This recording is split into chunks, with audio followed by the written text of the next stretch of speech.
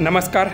गावाकडील तरुण मुली एका विहिरीत दुपारच्या वेळी पोहत होत्या आणि त्याच वेळी असं पुढे काय घडलं आहे ते पहा।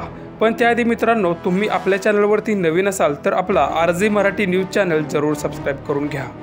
गावाकडील उन्हाळ्याचे दिवस म्हणजे फक्त सुख आणि सुखच। भर उन्हात मित्रांच्या बरोबर तासनतास विहिरीत पोहत राहणं, डोंगरातला रानमेवा खाणं किंवा ह्याच दिवसात गावाकडील यात्रांचेही हंगाम सुरू होतो।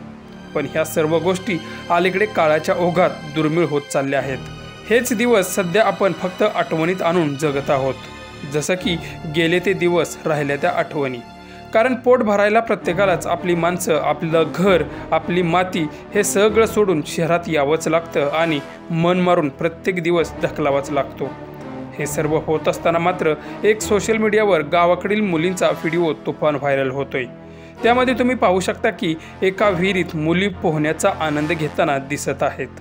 त्यामध्ये तुम्ही पाहू शकता की एका विहिरीत मुली पोहण्याचा आनंद घेताना दिसत आहेत। आजच्या परिस्थितीत मुलींना सुद्धा पोहता येणं ही खरंच काळाची गरज आहे। शहरात गुडघाभर पाण्यातल्या स्विमिंग टँकमध्ये पोहण्यापेक्षा गावाकडील या भरगच्च पाण्याने भरलेल्या विहिरीत पोहण्याचा आनंद निराळाच। आणि हाच आनंद घेताना गावाकडील मुली।